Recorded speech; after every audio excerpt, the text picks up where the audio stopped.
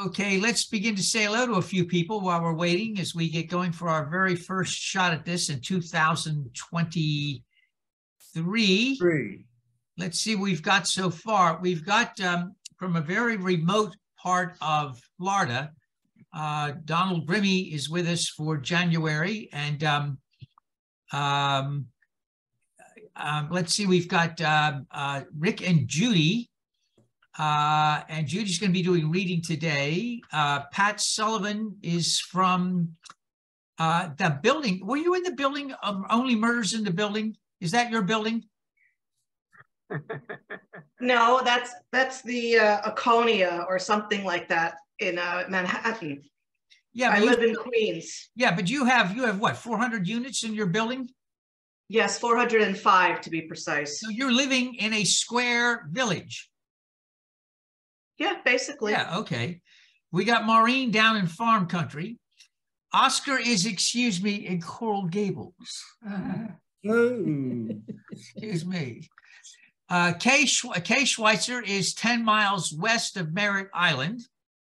Serge Cruz is in Palm Beach, the Palm Beach of Arizona. Not. He's in Sedona, where it is minus 500 degrees below zero. Not really. Not really. Serge, when is the weather there? That's only in the 30s, you know. I'm layered up. I'm getting used to it. I'm layered up. I'm wearing like 2 layers. All right. Serge is coming to visit to Miami this week. Don Schweitzer is in Ormond Beach. Happy birthday, Don. Don's birthday was yesterday. Pat happy birthday. Is here in Miami. Cecilia is down the street. Daniel is also in Forest Hills. Daniel, are you living in another one of those 400-unit buildings too? This building has about 280 apartments in it. It is almost 30 stories. I think there's, almost. It's pretty big, but not as big as Pat's. Now, are you guys, Pat and Daniel, are those condos or those apartments? They're cooperative apartments. Mine are cooperative apartments. Pat's, yours too? Okay. Same. I live in a co-op, not a condo. What is the difference? It's the great minds of human minds of history have tried to figure that out, Ken. Okay. Briefly, in a co-op, you technically don't own your individual apartment. You own shares in a cooperative. The shares correspond to your apartment, but you don't technically get a deed to your apartment. And in practice, what it means is two things. Number one, the co-op apartment is generally significantly less expensive than a condo apartment of the same size. And you do have some more restrictions on your ability to sell. There's a board that has to approve sales. And I think, Pat, would you agree with that as the main differences between a co-op and a condo? Yeah, I would agree with that. And just in general, that the co-ops are less expensive as far as purchase price, but more expensive at monthly maintenance. Yes, I think, true. Right? Condos generally have something called common charges, and they tend to be less. And then, if you want to do renovations, you don't have to go through a whole gobbledygook of board approval for the most part.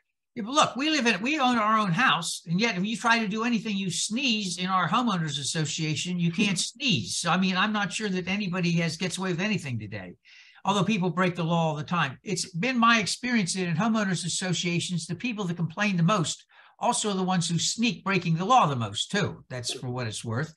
Okay, so we got Cecilia down the street. We've got Cindy and Larry Deach in Port Orange. We got Chris Diaz in Northwest Miami. And Danny, so let's begin today. And we've got the famous, where's the hand? Where's the hand? Here. There it is, yay. The hand, all right. Let's do some quick announcements then. Judy is gonna be doing reading today. Grant called sick. His grandmother is sick. One of his mothers is sick. They've got the respiratory flu and he got it too. So he called and said he wanted to, so we pressed Oscar to do a 1920s thing as well as Chopin. So we've got 2 things from Oscar on board today. And Donald Grimmy. who is with us from a remote part of Florida today. We're very happy about that. Number 2, 3 things in January. Today we meet in January for the first time. Michelle is on the 22nd. I'll be assisting. We have an annual meeting on the 29th. Larry will be doing a homily for a short service afterwards, and I'll be assisting with that. Houston Smith has a book on world religion, and the book club will be doing that. And I told Danny that I'll order the book too and follow along in case there's any issues that they need me to hop in on the spur of the moment. A couple of other things very, very quickly. Your back. Let us talk about your back. Many of you have been sitting too much. This, at your tender age, will affect all kinds of muscles in your back that you're not aware of. Until one day, one of them has a very, very angry fit and lets you be aware of it and others. Whereupon you will have all kinds of issues. Let me suggest that if you are at home working, you need to discover what I discovered a week and a half ago, which evidently the entire world is aware of. I'm the last one to know this, is a stand-up desk. I bought a stand-up desk. You pull it up and you stand up and you work at it. And that means you get out of the chair. It means you're now able to do all these things standing up.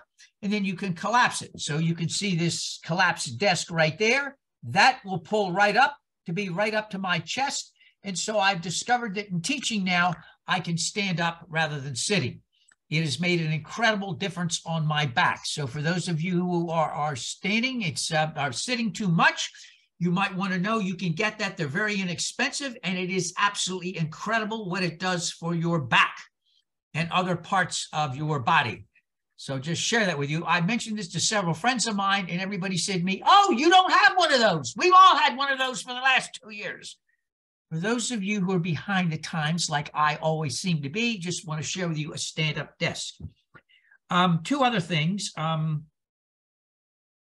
Somehow, and I was surprised about this, the enrollment across the United States in colleges this semester has been significant.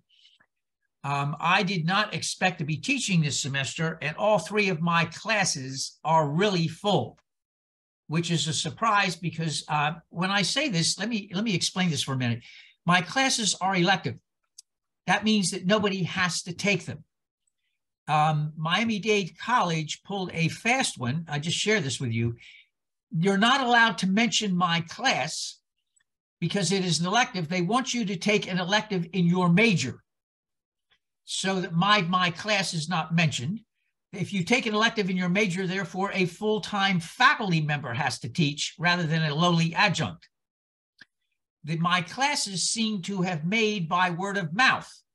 I seem to have had a big following by dual enrollment students, nursing students, and radical ruffians and others who are tired of cold academics.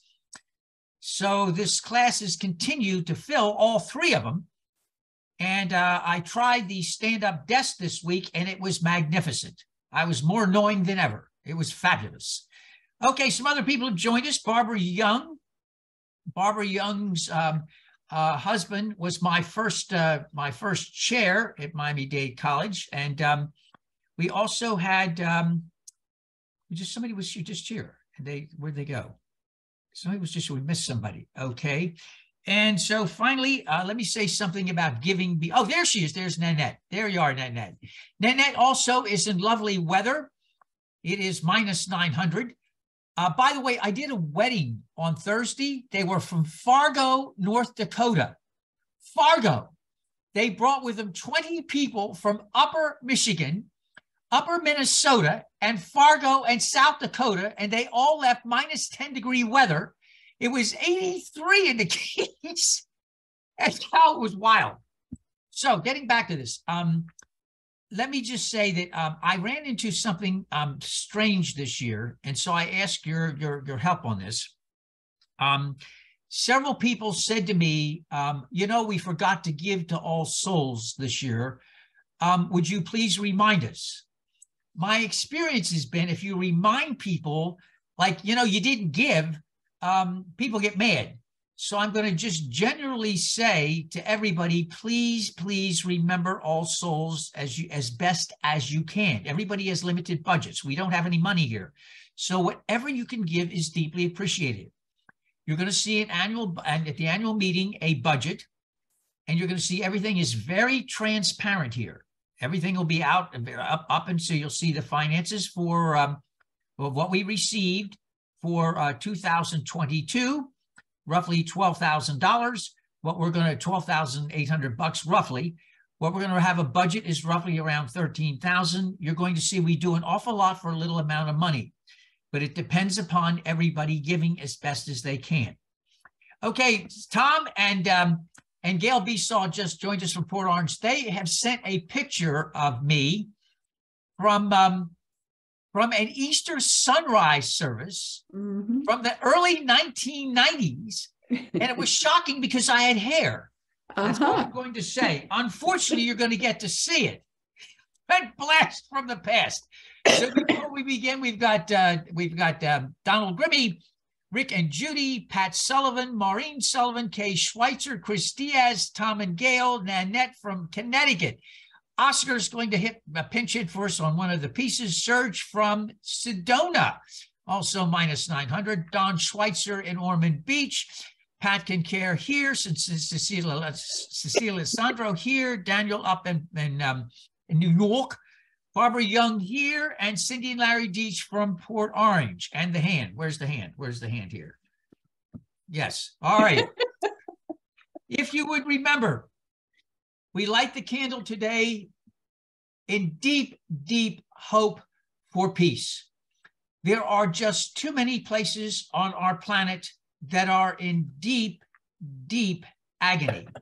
War, repression, dictatorships, unnecessary deaths, dying. We light a candle in hope for peace. And I ask you to remind as we begin 2023, once again, to light a candle for peace. And speaking of which, our service begins with then Jerusalem, but this time being danced by people for Ukraine from the United Nations.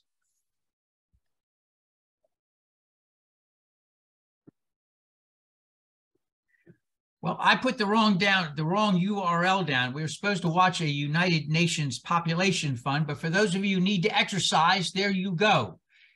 Let us join, if you would, responsibly with a very interesting call to worship. Some of you may have read this and remember it years and years ago. If you would read the indented part.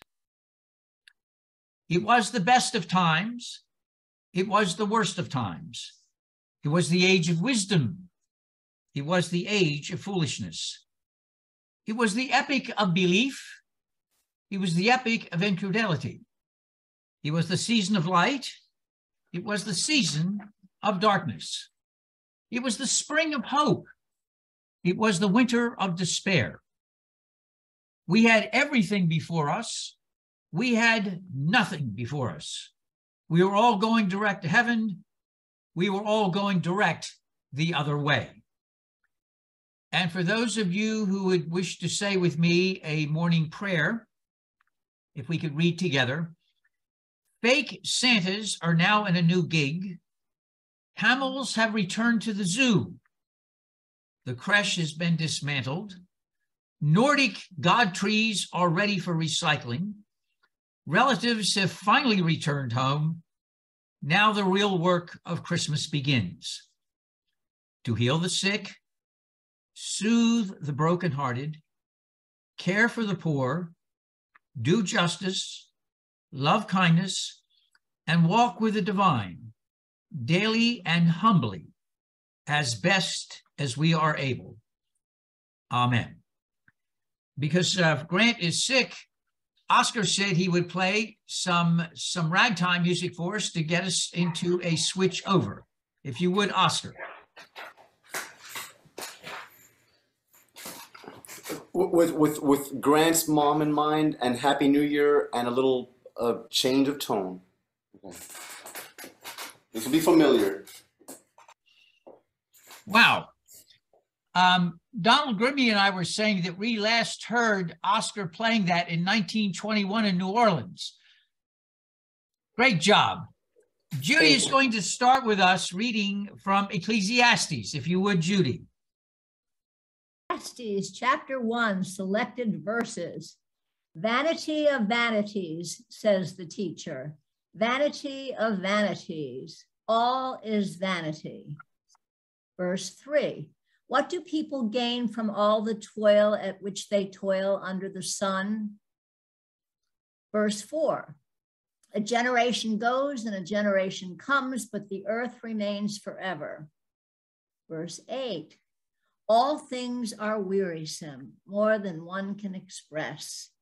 The eye is not satisfied with seeing, or the ear filled with hearing. Verse 9, what has been is what will be, and what has been done is what will be done. There is nothing new under the sun. Some of you will remember the responsive reading from an inauguration. I will ask you to read the indented part, if you will. When day comes, we ask ourselves, where can we find light in the never-ending shade? We've learned that quiet isn't always peace, and the norms and the notions of what just isn't always justice. And yet the dawn is ours before we knew it.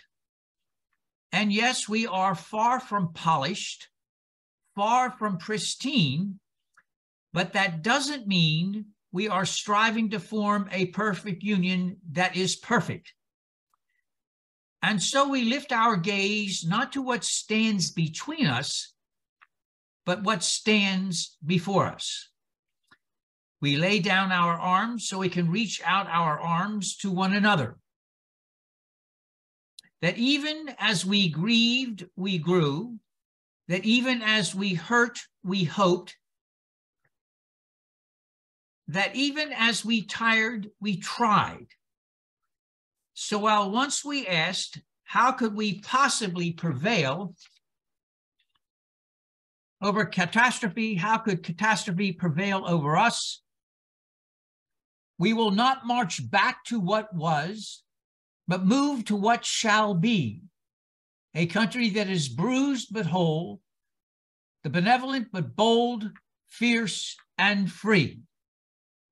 That's from Amanda Gorman at the inauguration of the 46th President of the United States. And we're going to ask Judy to read the next reading.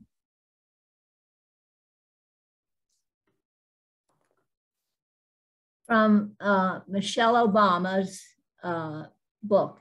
You may not always have a comfortable life, and you will not always be able to solve all of the world's problems at once. But don't ever underestimate the importance you can have, because history has shown us that courage can be contagious and hope can take on a life of its own.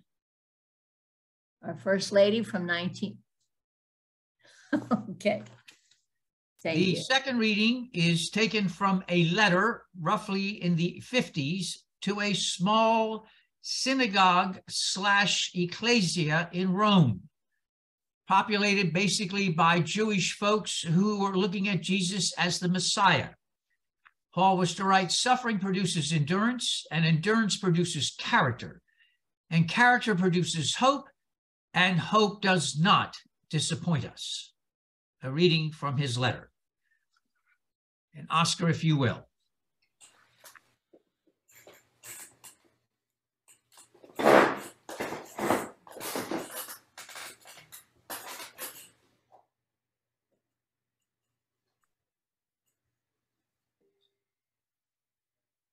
All right, Oscar, get us going for 2023, a rag from the 1920s in Chopin. Thank you, thank you, thank you, thank you.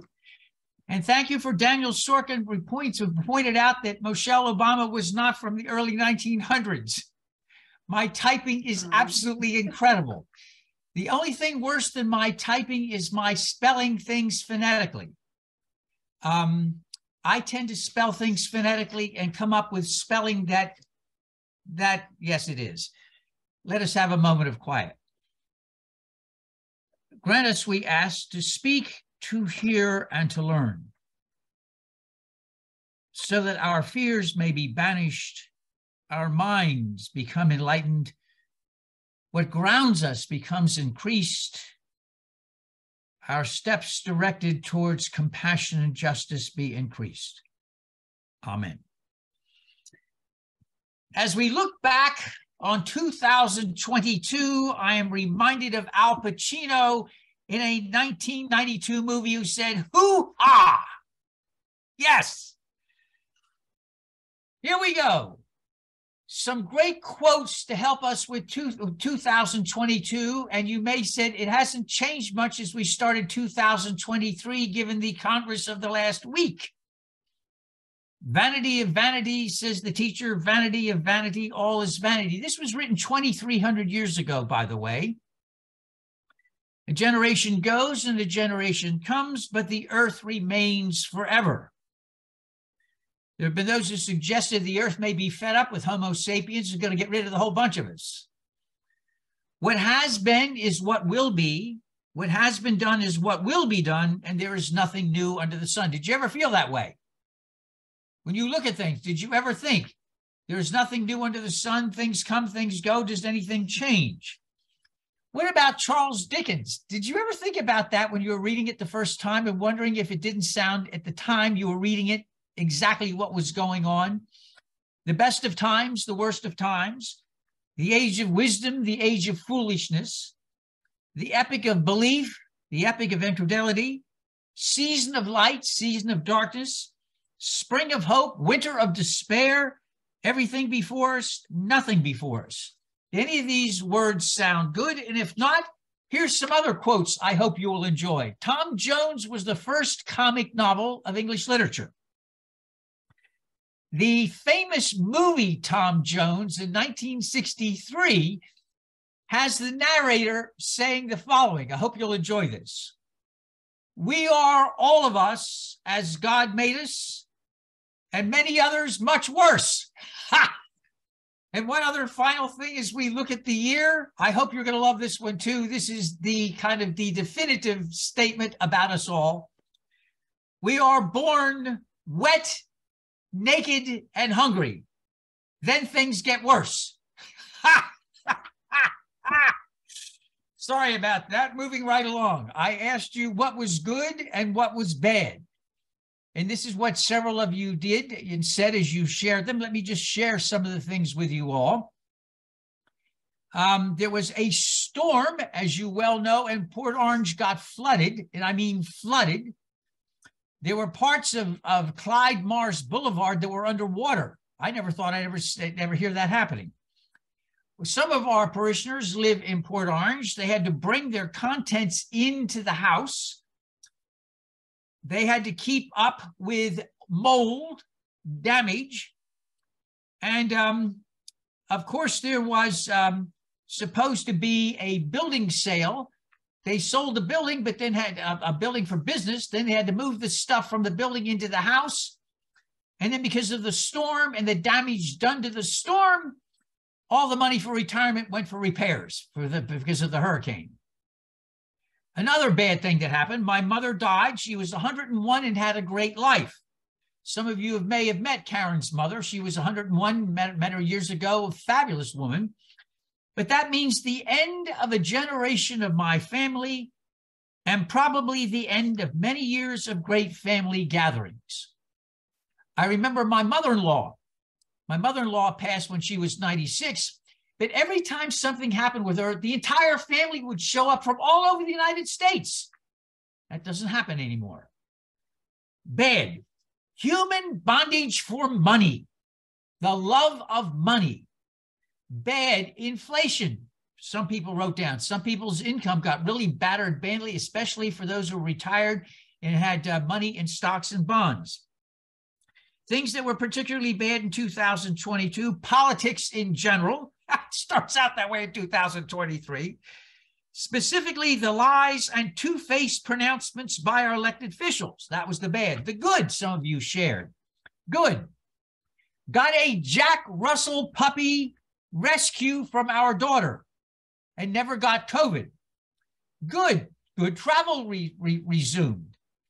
Good weather. Good protection of those who've been harmed. Good. Great politics in elections in November. Good love of family and friends. And this was an interesting way for many people. It was an odd mixture of both good and bad. 2022 was kind of all about COVID for me. The easing of restrictions earlier in the year meant that the Museum of Natural History resumed its volunteer program, and I could go back to working there. But then at the end of July, when everybody was celebrating health, I came down with a moderate case of COVID myself for the first time. I had a lingering cough for 4 to 6 weeks. Also, COVID was largely responsible for the inflation surge that has cut into my discretionary spending. That happened to lots of people.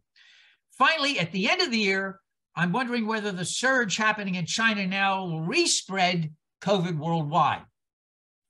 Okay, some other things that happened in 2022. Buffalo. Do you ever heard of Buffalo? The second largest city. I didn't know it was the second largest city in New York. Was swamped with 30-degree weather, 27 inches of snow, and then snow on top of that, and snow on top of that. Never seen. People had not seen snow like that in 100 years. They've never had weather like that in over 100 years.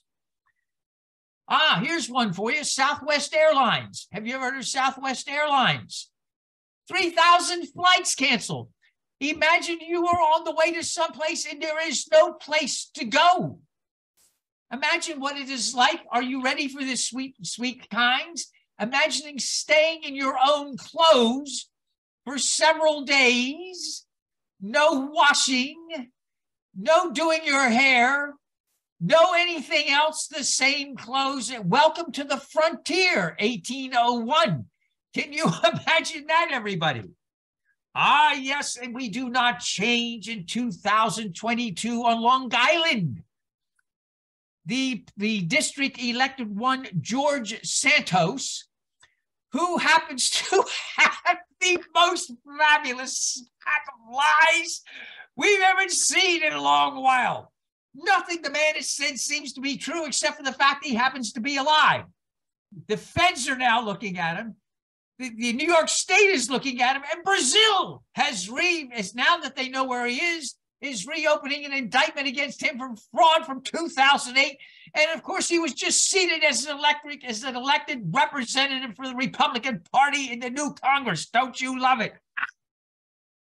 New things else that we had happen. I hope you're going to enjoy this one. This caught me by surprise. Are you ready for this? New phrases came up for us in 2022. I was not aware of two of these. The first one is quiet quitting. The second one is, I hope you're going to love this, goblin go mode.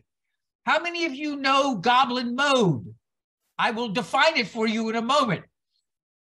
Pat Sullivan, how do you know what goblin mode is? Oh, because I saw on some news clip, they said, Merriam-Webster has made gaslighting the word of the year, and so made something else the word of the year, and one of them was goblin mode. I never have anything on anybody. All right, goblin mode and questions of vibe. For those of you not Pat Sullivan are wondering what goblin mode is, I have a description for us all. Goblin mode. The term embraces the comforts of depravity. Nothing changes. There is nothing new under the sun. Don't you love it? There is nothing. Hoo-ha! There is nothing weird. The term embraces the comforts of depravity. Spending the day in bed, watching 90 Day Fiancé on mute while scrolling endlessly through social media, pouring the end of a bag of chips in your mouth, downing Eggo toaster oven waffles with hot sauce over the sink because you can't be bothered to put them on a plate, leaving the house in your pajamas and socks only to get a single Diet Coke from the bodega. Wee-ha! Yes, goblin mode. If any of you are in goblin mode, please do not take a video and share it with us. As you want to take pictures of selfies, if you're in goblin mode in socks and pajamas, you can buy and pass that along to somebody else. We don't need to see that in the weekly. All right, another thing we learned. Sitting is bad for your back. Those of you who sit too much, remember chiropractic medicine, at least for me, was very helpful. Remember, if you will, to exercise, to get up. And if you're going to be working from home, think seriously of getting a standing desk. So as we look at 2023, I wrote down some things generally that happened that we all wrestled with: COVID, inflation, gasoline prices. One of the things that fascinates me about Americans is people who bought enormous cars, trucks, and aircraft carriers on wheels. I'm thinking of Suburbans and other things. They get 1 mile to the gallon, and these are the first ones to complain about gasoline prices. Really? The big lie continued. The January 6th committee surprised everybody by being very astute and sharing with the rest of the world exactly what happened. The fall election. They did a big series about how the media was absolutely going wild with the red wave, and the red wave became, by October, the red tsunami. It was going to wipe out everything. Anything that you and I have ever seen in an off-election year was going to be the biggest ever. And it was in the opposite way. Nobody was expecting what happened in November. Hoo-ha! The Defense of Marriage Act passes.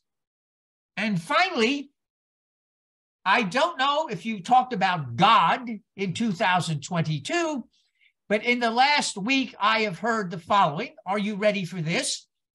Kevin McCarthy is a man of God, quote unquote.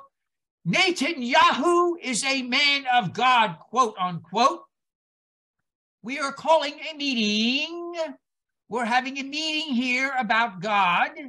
For those of you who find this God is not working for you, we're having a meeting to go God shopping.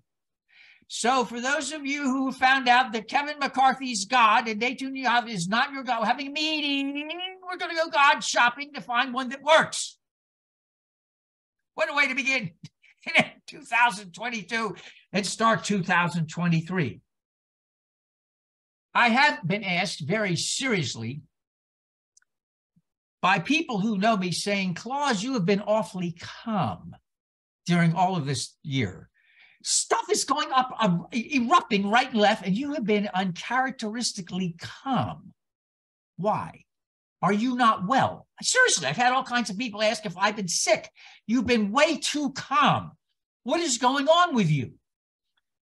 And I think I just share some things as I look at the chaos of 2022, and it starts in the House of Representatives all over again. And I look at this and I think individually and collectively, each one of us has to really finally decide what grounds us and what gets us there. I can't tell you what grounds you. I can't tell you how to make you cope, but I can encourage you to say that each one of us has a job to do.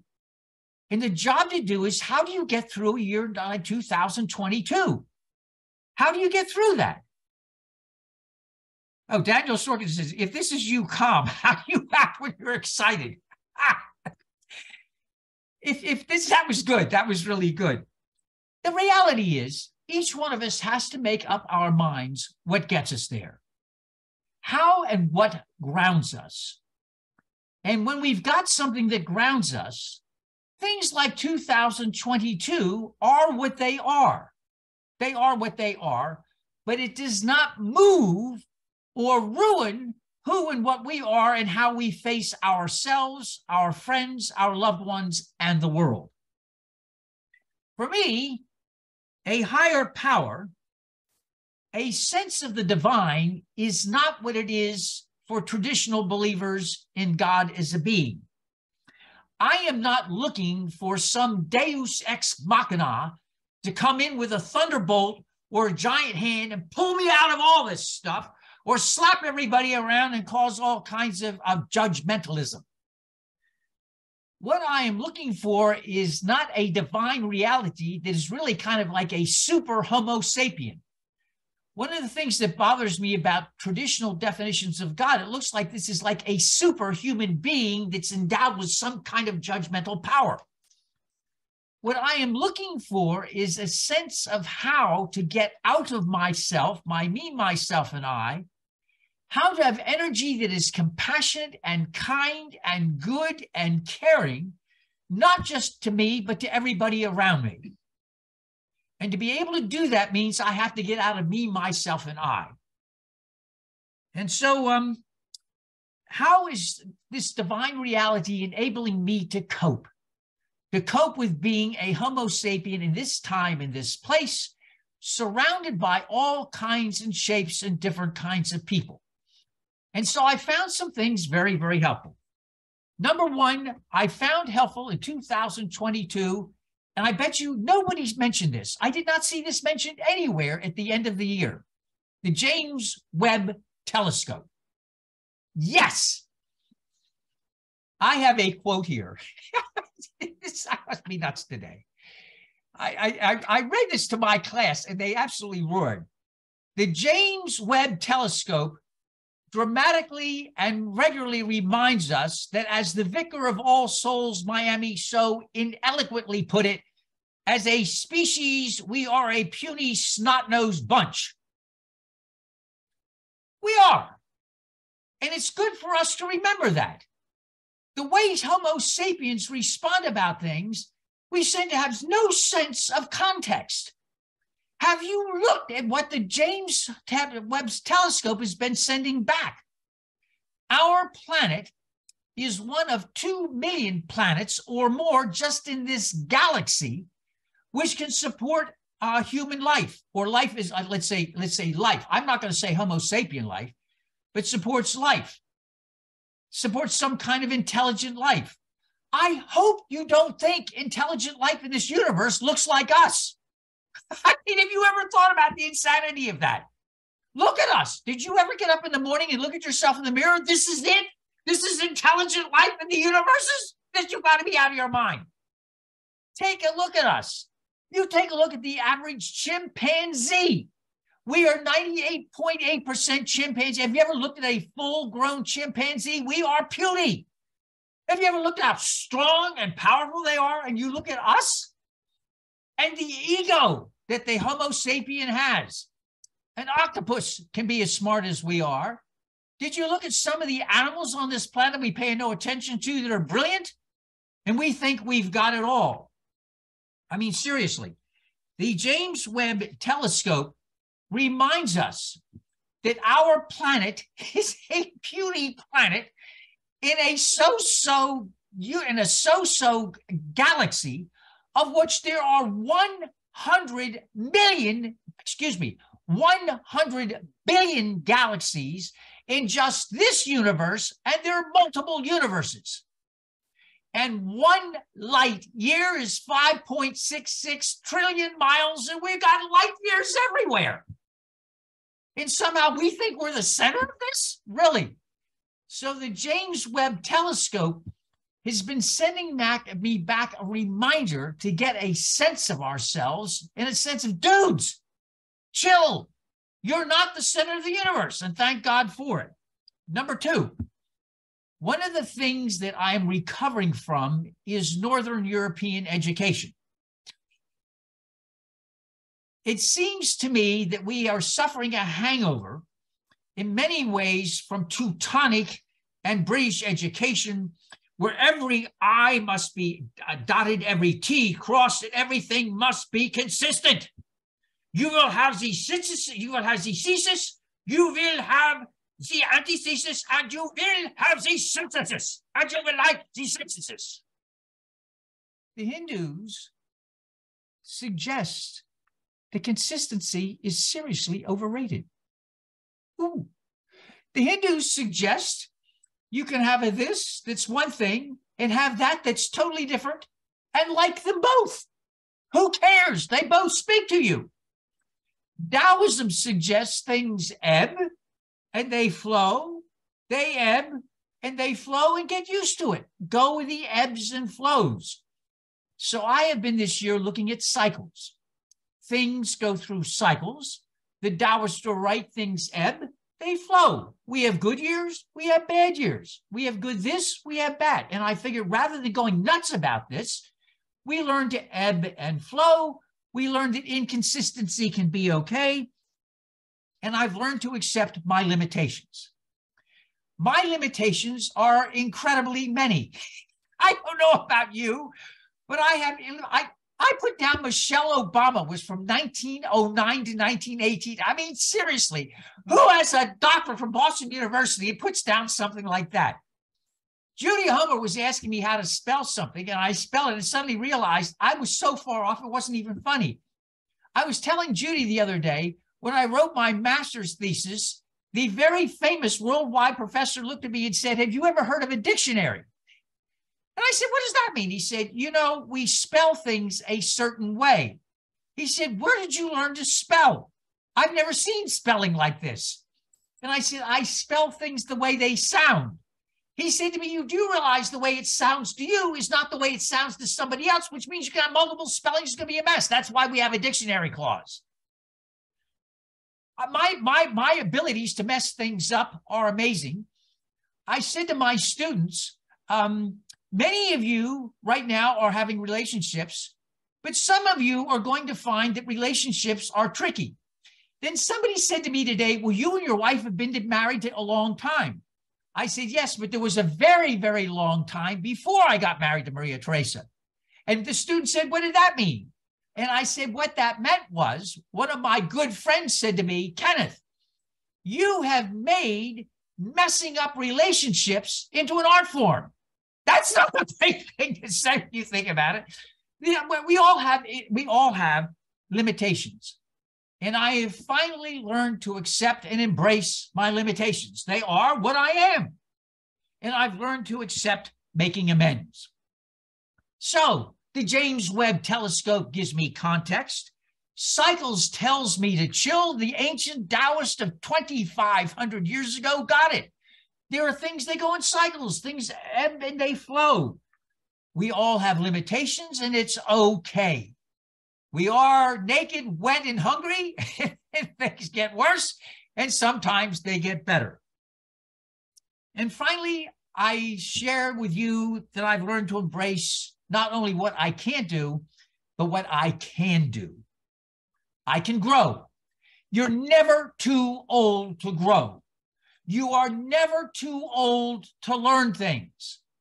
Yes, I am the last one that I know to learn about the stupid stand-up desk, but I did it, and I learned. I've learned all kinds of things this week. In fact, I'm amazed at how much I don't know.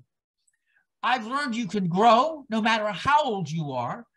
I've learned that you can sense and feel things, and sense new things no matter how old you are.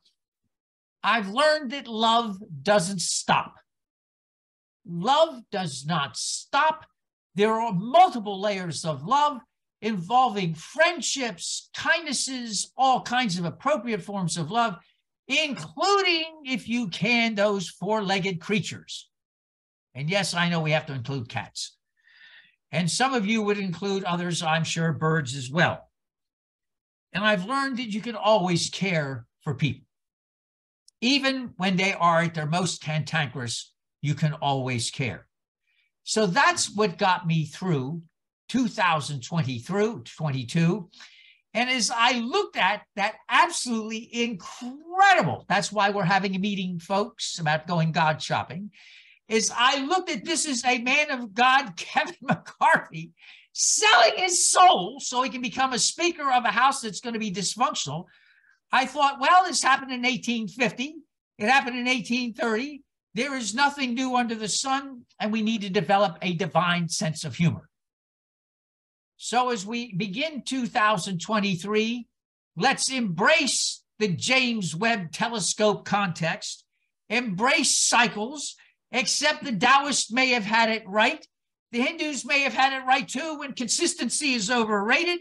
Let's embrace the stuff we can't do, celebrate the stuff we can, smile, love each other, and doggone it all, have a good sense of humor when we can. Does that work for everybody? It gets us off and find what grounds you. Blessings and peace as we go yet again into the breach, Horatio. Amen.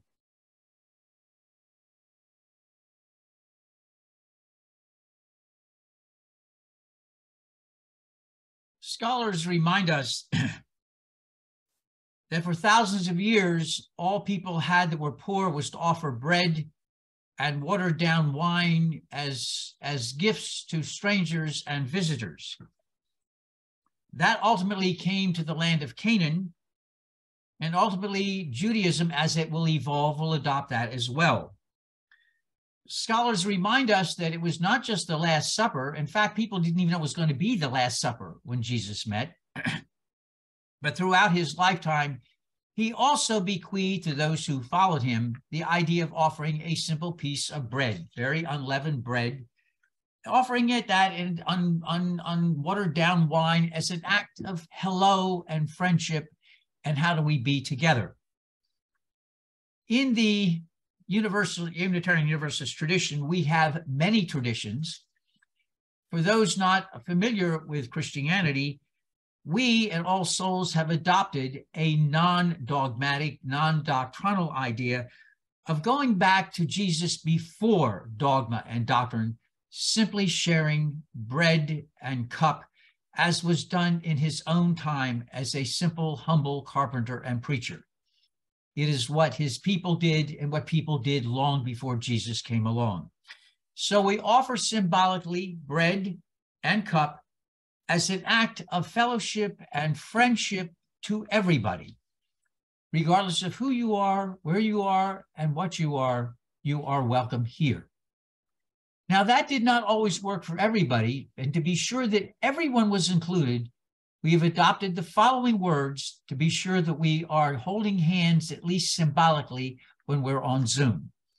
And I would ask you if you would take a look at these words together, and some of you will see that they are from Winnie the Pooh as well. And Donald, if you would pull them up for us, and if you would repeat after me. Promise me you'll remember. You are braver than you believe, stronger than you seem, smarter than you think. God didn't promise days without pain, sun without rain, laughter without sorrows. But the divine did promise strength for the day, comfort for the tears, and light for the way. And I can't think of better music for us to end and begin 2023 with Bruce Springsteen, This Little Light of Mine. And now may the road rise to meet you. May the wind be always at your back. May the sun shine warm upon your face. May the rains fall softly upon your fields. And when we meet again, may the divine in me greet and embrace the divine in you. Go in peace. Amen. And so we begin, everybody, 2023 as we gather again. Say hello to everybody, Rick and Judy, Pat and Maureen, Kay Schweitzer, Chris Diaz, Gail and Tom, Nanette, Oscar. Thank you for pinch hitting for us that one time. Thank you. Serge and Don Schweitzer, Pat and Cecilia and Danny Sorkin and Barbara Young and Cindy and Larry Deach and Danny and Donald Grimmy. Thank you all. Thank you all. See you on the 22nd. And do keep in touch. And wait till you see the picture Tom and Gail said. Mercy, mercy, mercy. Be safe and well, everybody. Bye-bye now. Bye-bye. Bye-bye. Thank you. Have a great Happy New Year. And many more. Bye-bye. And many more, right?